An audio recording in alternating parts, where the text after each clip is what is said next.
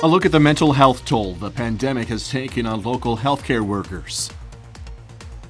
With the start of school just around the corner for many students, the Education Department released a new roadmap today for returning to in-person learning.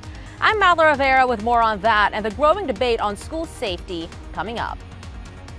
The 4 states' most watched news starts now. Thank you for joining us tonight. I'm Jordan Albee. As COVID-19 cases remain high in the area, Joplin healthcare workers are feeling a heavy toll on their mental health. KON's Bronte Sorotsky spoke with Mercy Hospital's emergency department director to understand the emotional toll increased cases have had on hospital staff. After more than a year and a half of fighting a global pandemic, Joplin healthcare workers are in almost the same place that they started. A lot of our staff has kind of gotten to where this is a new normal, which is really my concern from them. After being faced with a new virus, having to adapt to new ways of treating patients, and dealing with more deaths than ever before, healthcare workers are exhausted. None of us went to school or are equipped to deal with dying people on a daily basis, not having their family members with them, using iPads and cell phones and things like that to communicate with them. I mean, it's such an emotional toll to put on individuals that are also trying to continue to care for other patients. Mercy Hospital's emergency department director says it's getting hard for healthcare workers to feel fulfillment from their job as the COVID-19 death toll rises. We got into this wanting to make a difference, and it's very hard because we're seeing so many times that we cannot make a difference and that we throw everything we have at it and put long hours in and working extra hard. And then we still see people that are dying, I mean, at such great levels. Which she says is not only physically exhausting, but mentally as well. Everybody needs balance in their life. I think for the first year, vacation time went unused. Nobody had a day off. To ease the strain on workers, Mercy has brought in nurses from other areas to give their staff a break. I know we as an organization have worked really hard to bring in agency and Mercy nurses to try to just have those people so that we can give our staff some rest. Despite this, healthcare workers continue to feel the strain of the pandemic. In Joplin, Bronte Sorotsky, KOAM News. Mercy Hospital still advises people in the area to continue practicing social distancing and wearing masks in large crowds to reduce the virus spread in the area. Joplin area hospitals report little change in their numbers of COVID-19 patients. Joplin's Mercy Hospital says it currently has 69 COVID patients. That's down from 74 a week ago, but the hospital says the percentage on ventilators is now higher. And Freeman hospitals in both Joplin and Neosho now report a total of 60 COVID patients. That's 3 more than Friday. 11 of those patients are on ventilators. As COVID cases remain high, it's important to continue taking steps to protect yourself and others from the virus. The Newton County Health Director says you should remain vigilant about washing those hands, social distancing, and wearing masks when recommended. He also says cleaning surfaces regularly can help stop the spread. And certainly those disinfectants are effective, and so making sure that all of our surfaces are clean, plenty of sanitizer, hand sanitizer, soap at the hand sink in those establishments, say food service establishments and others, restrooms. So far, around 43% of people in Newton County have gotten at least one dose of a COVID-19 vaccine. Protesters demand freedom of choice in Rogers, Arkansas. The protests were in response to Mercy Hospital's vaccination requirement for its employees, holding signs that say, "My body, my choice," and if there is risk, there must be choice. The protesters worked to put pressure on the hospital to reverse course. Others say they've already left the hospital. Turned in my notice and said, you don't care about the employees. We all have beliefs, and it's not right for an employer to force their beliefs on the employee. Mercy officials say the decision to require inoculations for employees was one made out of a concern for the safety of not just staff, but patients as well. The deadline for hospital employees to receive those vaccines is September 30th. The Delta variant is changing the face of COVID-19 containment, with more cities and states putting mask mandates into place and equal numbers banning mask mandates. Fox News correspondent Charles Watson has more from Orlando. Across the country, vaccination rates are ticking up as the spread of the Delta variant accelerates. 70% of American adults have gotten at least one shot, but the Southeast is emerging as a major hotspot with vaccination rates lagging behind the rest of the country. Florida, the hardest hit state with more than 21,000 new infections reported on Saturday, the most since the start of the pandemic. And here in Orlando, we're starting to see long lines again at testing centers.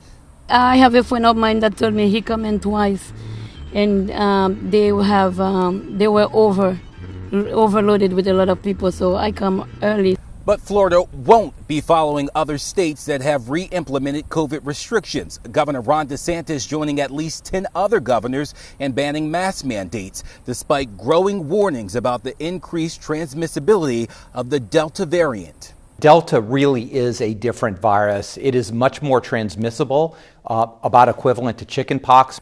Meanwhile, officials are working hard to increase vaccination rates in communities where folks have been skeptical. In addition to education and incentives, some are also pushing private businesses to make vaccination a requirement. Private businesses, I am asking them and suggesting to them go to vaccine-only admission. Here in Florida, at least 10,000 people were hospitalized over the weekend. Those numbers are similar to where we were a year ago before vaccinations. In Orlando, Charles Watson, Fox News. Doug Heddy joining us now. Firstly, the forecast. It is so nice outside, Doug. Not too hot, just enjoyable. Yeah, actually a pretty good day. The past 2 days have been really nice with our temperatures cooler and also our humidity quite a bit lower. 84 today, 61 is where we started. So we're getting nice, comfortable overnight temperatures. A few little random clouds are streaming through, but in general, nothing is going on here. A few showers down through parts of Arkansas. That is just about it. Temps look great. We're sitting low to mid 70s right now. And as we go through the overnight hours, we're going to drop back into lower 60s again. Very similar tomorrow. Carbon copy of today. High temp right around 84 degrees. We're going to look at the rest of the week and, of course, your month-long forecast here in just a bit. Doug, thank you. For many students, the new school year is just weeks away, and many parents and students are wondering what a return to the classroom is going to look like. Today, the Department of Education released its new roadmap for returning to in-person learning. Fox News correspondent Madeline Rivera is in D.C. with the latest on the guidelines and why some are pushing back against them. The debate over what the new school year should look like is gaining steam. A new set of guidelines from the Department of Education likely to fuel a growing divide among parents and educators nationwide. The possibility of mask mandates in some school districts taking center stage. If you re-implement mask mandates, we will not be sending our students to school. In its return to school roadmap, the Department of Education is backing the CDC's recommendation for mask wearing. The agency advising that all teachers and students wear masks indoors, regardless of vaccination status. Hopefully, as we have vaccinations for kids and less disease in the community, we'll be able to scale back on the mask wearing. Several states like Texas, Iowa, and South Carolina, though, have laws banning schools from requiring masks. This ought to be up to the parents whether the children wear a mask when they go to school. That's a parent decision. And there's the issue of vaccines. The Education Department is urging parents to get students 12 and older vaccinated before school begins. Some, though, questioning the legalities of potential vaccine mandates in education. I do believe it's outside of what the school's authority is to do. Others argue that schools and parents must do what they can to make sure children are safe. Listen to the facts. Protect our children. How on earth is it even a difficult decision? The Department of Education is also encouraging schools to use COVID-19 relief funds to improve ventilation, buy more PPE, and hire more employees like nurses to help keep schools healthy and safe. In Washington, Madeline Rivera, Fox News. The push to once again expand the COVID-era ban on evictions. Got it right. Intensifying as lawmakers and tenants point to the Biden administration for allowing the moratorium to expire. But now the president says he's looking for a new way to reinstate those protections. Fox News congressional correspondent Chad Pergram has more now from Capitol Hill. The fight continues to extend the pandemic eviction moratorium, which expired over the weekend. Renters and some lawmakers on both sides putting the blame on Washington. A small group of protesters gathering outside the Capitol on Monday, calling for an extension to help the 3.6 million renters facing immediate jeopardy. They argue lawmakers have the power to stop evictions and extend the ban. The lawmakers in this country, we have to act. So we have asked for the White House and the CDC to work together, and we need an eviction moratorium. Late last week, President Biden called on Congress to find a last-minute solution to help Americans stay in their homes, but they couldn't stop the expiration. The CDC put a freeze in place last September to prevent tenants from eviction during the pandemic. Over the weekend, Democratic leaders urged the Biden administration to extend the ban on evictions through mid-October, especially with COVID cases increasing. In some cases, it is absolutely needed, but I think there absolutely needs to be new controls on it to ensure that people aren't taking advantage of the systems. President Biden now turning to states and local officials to push out billions of dollars in emergency aid and to help renters and landlords. The rise of the Delta variant is particularly harmful for those who are most likely to face evictions. I think all of us started asking, what more could we do? It's unclear what steps either Congress or the White House could take to extend the now lapsed moratorium, but the House isn't scheduled to formally meet between now and September 20th. On Capitol Hill, Chad Pergram, Fox News. KOAM News at 9 on Fox 14 takes this time now to honor another four-state hero. Delbert Sally served the U.S. Navy from 1948 to 1952. Native of Weir, Kansas, Sally was stationed in China, also Korea, earning several awards. And we are proud to thank and salute electronics mate third-class Delbert Sally. He's tonight's four-state hero. Doug Heddy's next with a complete look at the forecast. Still ahead, Southeast Kansas Senior hosting a 3-day youth wrestling camp over in Frontenac. Gonna tell you why in sports. There may be a lot of day.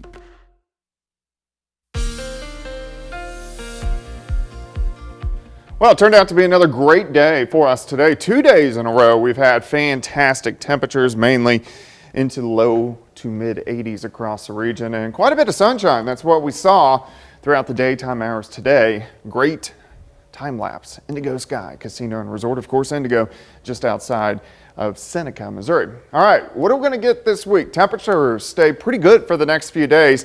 We are going to heat up late this week. Month-long forecast in the second half hour. And of course, you can always check out my month-long blog on KOAMnewsnow.com. If you've noticed the past couple nights, very hazy outside, kind of reddish sunsets, and it's due to the amount of smoke that's in the atmosphere. And this is from the wildfires way out west.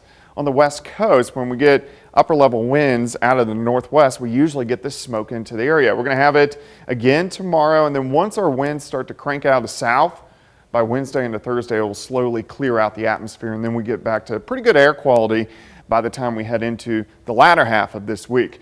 Temps are great. Most of us are sitting into low 70s. We don't have a lot of humidity to deal with. Dew points are mainly into low to mid 60s. So if you look at our scale, that kind of puts us in the not bad to sticky range, but not near as bad as what it was last week. Outside right now, 73. We have east, northeasterly winds, very light. Feels like 73. Our pressure is steady, and we'll stay steady through the overnight hours tonight. Nothing really going on here. Pretty much clear skies. Few random showers down to our south, but more persistent rainfall. You have to drop all the way down into Texas or parts of Louisiana. We've been dominated by this big dome of high pressure, getting these northeasterly winds, kind of ushering in that nicer air that's going to stick around the next couple days. Out to the northwest, here's our next little wave. That will start to affect us by Thursday and Friday, giving us some chances for showers and thunderstorms. Until then, not much going on. Lower 60s for us tonight, partly sunny skies. During the daytime hours tomorrow, there could be a random shower in our eastern counties, but most of us are going to stay dry. Here's your day planner: 62, 80 by noon, high temp right around 84, so almost identical to what we did see during the daytime hours today. Tomorrow night looks good, lower 60s once again. And then as we go into Wednesday, maybe a degree or two warmer, but still fantastic. Mid 80s, 4 highs, and then we'll start to get some clouds increasing by Thursday, and rain chances will increase with that next storm system. It's not a big system, just some scattered showers or a few scattered thunderstorms late Thursday night into Friday, and then the heat will really start to kick in by the time we head into the weekend, back into the low to mid 90s. And of course, the high humidity.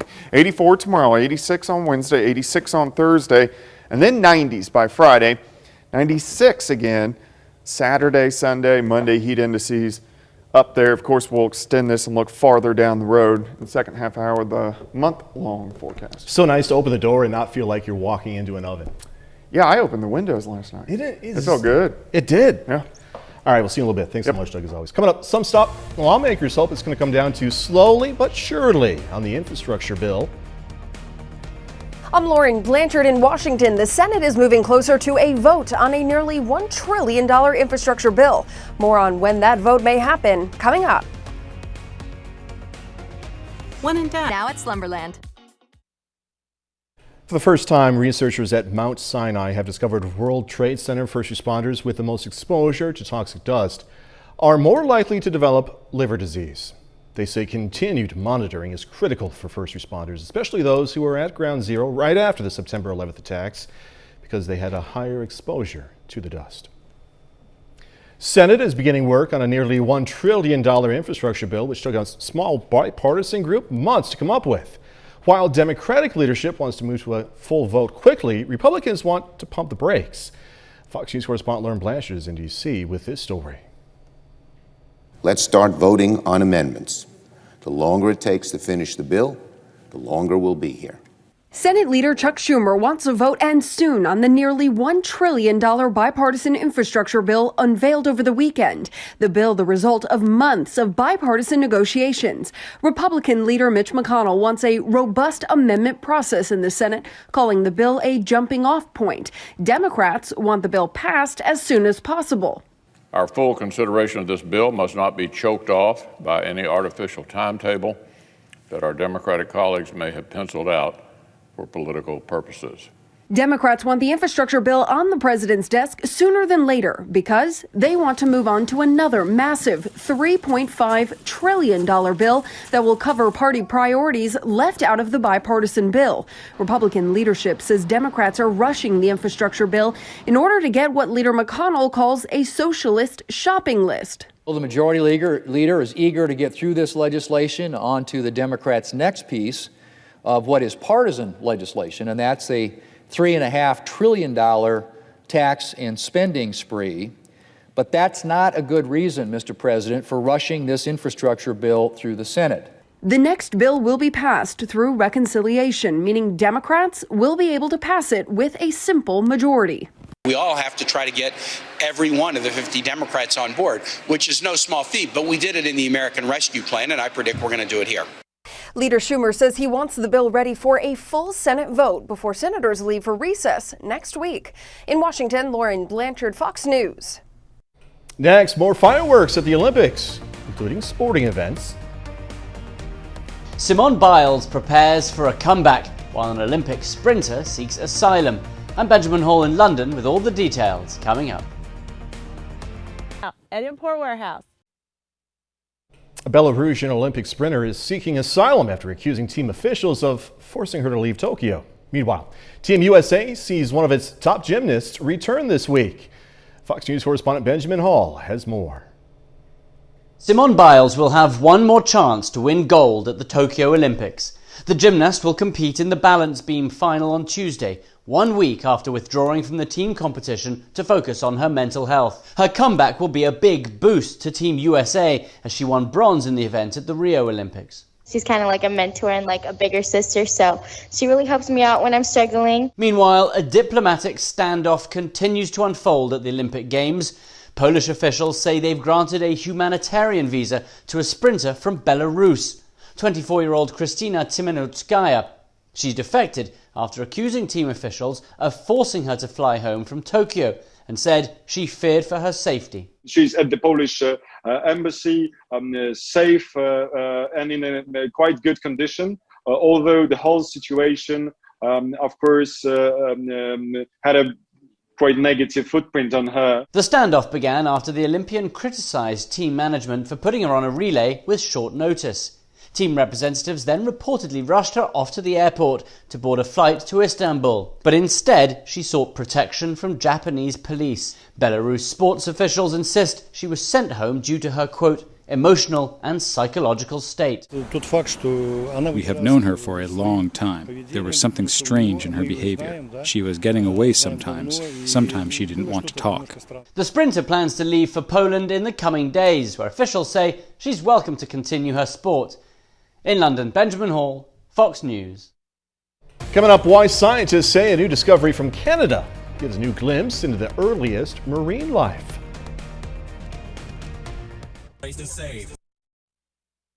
Animal life may have existed on Earth tens of millions of years before most scientific evidence shows. Geologist Elizabeth Turner recently discovered the fossil of a sponge in rock samples in northwestern Canada. Scientists say the primitive animal's remains could be as much as 890 million years old. And that would predate it from similar fossils by 350 million years. Turner believes sponges lived in reefs in Earth's oceans at the time. Experts say her discovery could provide a glimpse into the earliest marine animal life on Earth. Isn't that something? Much to still find out about oceans. 30 more minutes, news, weather, and sports. Coming away, the Joplin City Council decides whether or not to sign an agreement with those things right there, bird scooters. Also, a program that offers care during an important time, the end of life, needs volunteers. Week. Joplin City Council tonight voted on first reading to enter an agreement with bird scooters. That agreement is going to bring 150 of the scooters to town. A bird is going to pay the city $2,500 plus 15 cents per ride. This is video of the scooters in use in Lansing, Michigan. To rent a scooter, all you have to do is download the Bird app and pay for your ride before it unlocks. Some area voters are going to cast their ballots tomorrow on local issues. Voters in Jasper County, Purcell, Carthage, Joplin, Oronogo, and Avila, Missouri, as well as Cherokee County, Kansas, will all have items on their ballots. There are no offices to fill. The elections are just issues, mostly tax questions. Polling places open in Missouri at 6 in the morning and stay open until 7 p.m. Over in Kansas, polls are open from 7 in the morning to 7 p.m. We're going to have the latest numbers on our website. Again, that's KOAMNewsNow.com. The COMPASSUS Hospice program in Northeast Oklahoma, looking for volunteers to help comfort and support patients and their families. The program is looking for two types of volunteers. The first is non-medical volunteers who can donate their time to provide companionship, run errands, and prepare meals for patients. The second is veterans who can connect with the program's veteran patients. From all walks of life. These are just people that want to give back to their community, or they've had a loved one that's been on hospice and seen what that need was. And so they come into that with that kind of mindset and just, they may, again, make phone calls. They may do grocery deliveries. Volunteers will be able to decide when to help out to best fit their own schedules. The Ozarks Food Harvest says is distributing at a record-breaking rate as thousands of families still face hunger this year. The food program says it's distributed 23 million meals from June 2020 to July 2021. Those 23 million meals equal out to about $37 million worth of food. The food bank attributes their record-breaking distribution to their long-term focus on helping communities in their 28 county service area recover from the effects of COVID-19. Well, vitamin D supplements offer no benefit for people suffering from irritable bowel syndrome. This according to a new UK study. Many people with IBS also have a vitamin D deficiency, so it was thought there may be a connection. But researchers found patients taking vitamin D regularly did not see any improvement in their symptoms or quality of life. Kansas City mandatory mask mandate goes into effect today and tomorrow. A pair of metro area businesses say they're going to start enforcing even stricter guidelines. Greg Payne has more. On August 3rd, Woody's KC and Hamburger Mary's KC are going to be operating very differently. You'll see it right at the front door, the rule, allowing only those who have been vaccinated or can show proof of vaccination will be able to enter the facility. We feel like it's the right thing to do to protect our staff who are all vaccinated, to protect our guests who are going to be here, and the families and their families as well that they're going to be going home to. But while Jeffrey Edmondson, the managing owner of Hamburger Mary's KC, feels it is the right thing to do, along with the public support, has been some pushback. Now we've got a lot of people, mostly who would be considered right-wingers, that are wishing us to go out of business because of this decision, saying we're stomping on their constitutional rights. Edmondson is expecting their business to be impacted. He just hopes more in a positive way rather than a negative. We fully expect that we'll probably lose some business because of it, but that doesn't stop you from doing the right thing when you feel like it's the right thing to do. You don't just stop doing what you know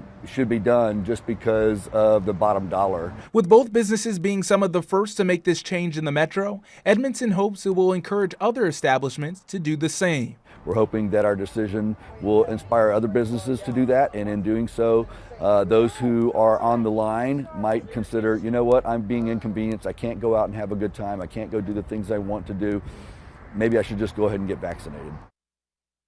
The owner of Hamburger Mary says those who are not vaccinated can still order food online and pick it up. They just won't be allowed into the buildings.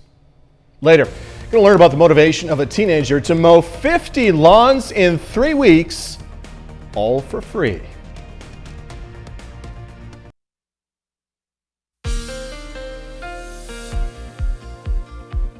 Well, it definitely turned out to be a nice Monday for us today. Temperatures are pretty good 2 days in a row. We've been mainly low to mid 80s, and it looks like we're going to stay that way at least over the next few days. Great time lapse. Indigo Sky Casino and Resort, of course. Indigo's just outside of Seneca, Missouri. Nice shot of the sun setting. Of course, it's been hazy out there due to the smoke in the atmosphere from the wildfires. Nice temperatures next few days. We are going to start to heat back up late this week and into the weekend. Until then, we look okay.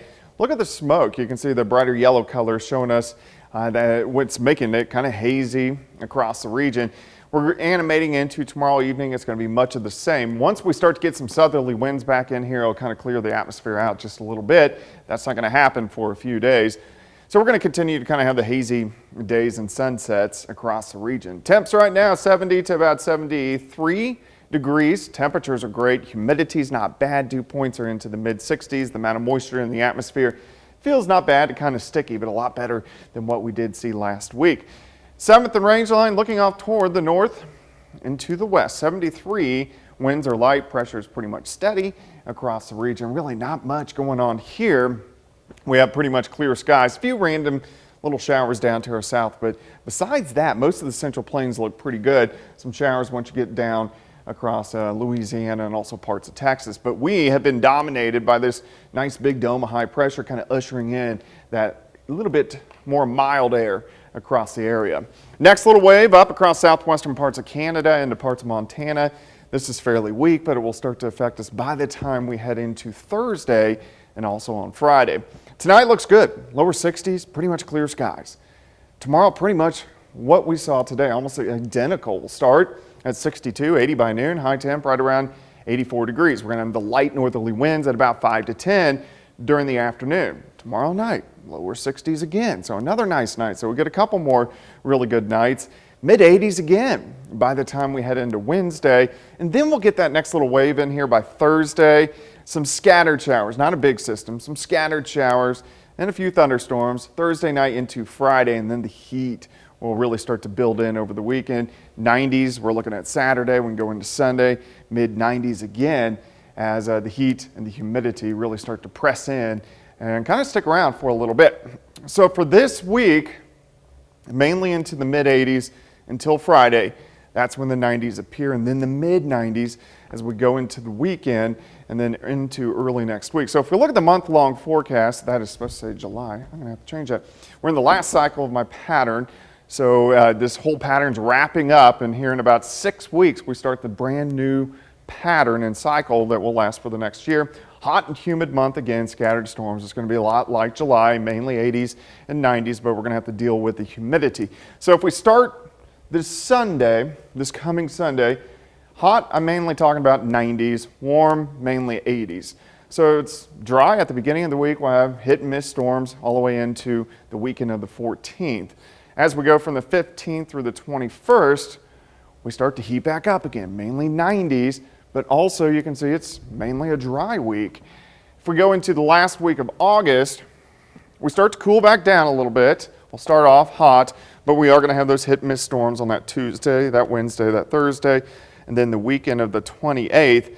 And then all the way into the beginning of September, mainly a warm week, still those hit-and-miss storms. But as we go into the holiday weekend, so Labor Day would be September 6th, which I can't believe is just a little over a month away, it's going to be hot and dry. So we're going to end the summer, unofficial end of summer, in the 90s and mainly dry. There I go. I complimented you about how nice it felt right now. Yeah, we're just going to go up and down over the next month. But we are going to have a lot of up days. Good. Like hot days. Oh. All right, Doug Eddy. Thanks so much, man.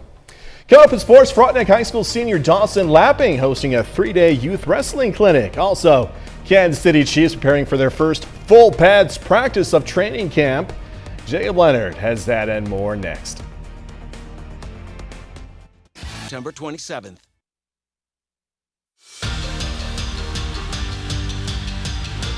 Well, Frontenac High School wrestler is giving back to the community and raising money at the same time this week. Dawson Lapping is leading a 3-day wrestling clinic this week, starting tonight in Frontenac. Lapping is a 3-time state qualifier for the Raiders wrestling program. Last season, he finished as the state runner-up in his weight class. Now, the camp is for all ages, girls and boys, and it's $25 per wrestler. Now, the money raised from the camp will help Lapping offset the cost of going to the National Wrestling Tournament in Fargo, North Dakota. It's really good for the sport. Giving back to the sports gave a lot to me, especially Frontenac kids. Try to get them into it and, bring them up through here. So hopefully show them that it's fun. Not a lot of people are invested in wrestling or whatever. Not a big thing to a lot of people, but hopefully, get them interested and keep going. Tomorrow night, former Frontenac undefeated state champion Riley McDaniel will be at the clinic as a guest coach. Now, the camp continues at 6 p.m. both tomorrow night and Wednesday night. The Pittsburgh American Legion baseball team is still alive in the postseason. Post 64 won a state championship over the weekend and will now move on to play in the Mid-South Regional Tournament, which is in Nebraska beginning on Wednesday. Pittsburgh went 4-1 in the state tournament last week to punch their ticket to the regional, and they got to do it on their home field. 100% it made it more special because we didn't want anybody to come out here and get a win on our field. We wanted to almost protect home field in a way, and we did that, and it felt great. We say it all the time. Mental mistakes happen, physical mistakes happen. That's okay, but you have to play with 100% effort, and that's all we can ask for is perfect effort. And that's what I thought we got from this tournament from those guys. Pittsburgh's first game at regionals will be on Wednesday morning in Hastings, Nebraska, facing Oak Grove, Missouri. The Kansas City Chiefs are just 12 days away from their first preseason game of the year. The Chiefs will be on the road against the 49ers on the 14th in their first of just 3 tune-up games. Meanwhile, the team's still getting work in at training camp in St. Joe. Tomorrow will be the team's first practice in full pads. That's a fun and important day for everybody, but especially the new-look Kansas City offensive line. You want to see these guys communicate at all levels. On top of that, you want to see them line up and play hard together. You want to see them strain to finish. But it's one thing about an offensive line group, they all have to work on gelling and making sure that they're on the same page. I will say this, they got a heck of an O-line coach that's done a heck of a job with them. So far, so good. When we come out here tomorrow with the pads on, now we continue to roll. Finally, tough one today for the U.S. women's national soccer team. The U.S. fell to Canada earlier today, 1-0 in the Olympic semifinals. The U.S. still has a chance at bronze, though. They'll be on the field again on Wednesday. That's a look at sports. We're back with more news after this. Check out Bike. A teen in Virginia took a challenge from his dad to cut 50 lawns around his neighborhood for free and finished in 3 weeks. Reporter Beverly Kidd shows us what drove him to waste no time helping his community. I see grass, I cut it. I see my lawn, I cut it. When my mom tells me to cut the grass, I cut it. Last year, 13-year-old Chesapeake resident Phoenix Brown accepted a challenge from his dad to cut 50 lawns for free. Cutting others' grass not only makes him feel good, but it makes others feel good too, to know that he's given back to society. It's part of a nationwide program called the Raising Men Lawn Care Service.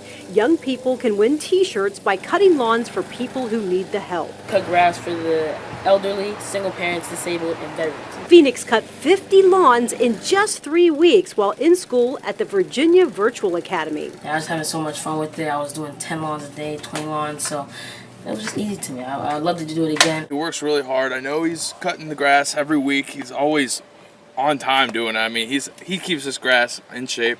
He cuts mine for me. I mean, I don't even ask him, and I just look out the window, he's doing it for me. Really help him to engage and network and meet some really cool people within the community, because we were in Portsmouth, Virginia Beach, Chesapeake, Norfolk. And we're not the first to recognize Phoenix for his efforts. He has numerous local awards and even one from the White House.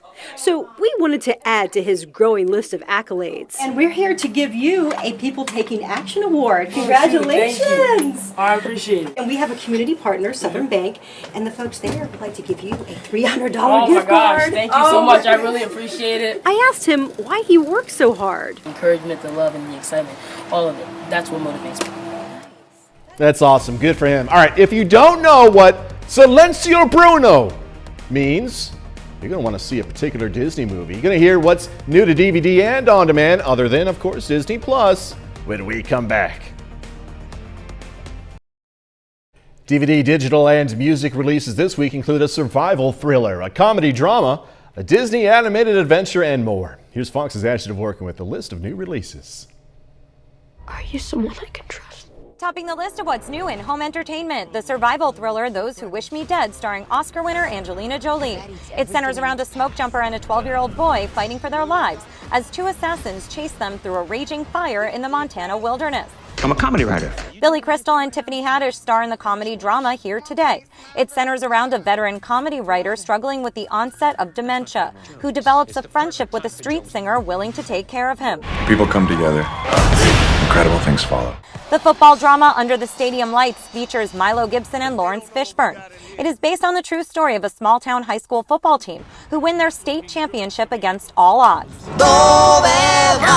Disney's animated adventure Luca is set along a seaside town on the Italian Riviera and tells the story about a sea creature who learns he becomes human when he is out of the water. So you're going to do a seance? In the horror flick Seance, Suki Waterhouse plays a transferring senior at an elite boarding school, assigned to the room of another student who died under strange circumstances. I've got some famous friends. And for music fans, country singer Chris Young releases his 8th album, Famous Friends, featuring collaborations with Lauren Elena and Kane Brown. It's all about the people that you know. In Hollywood, Ashley Dvorkin, Fox News.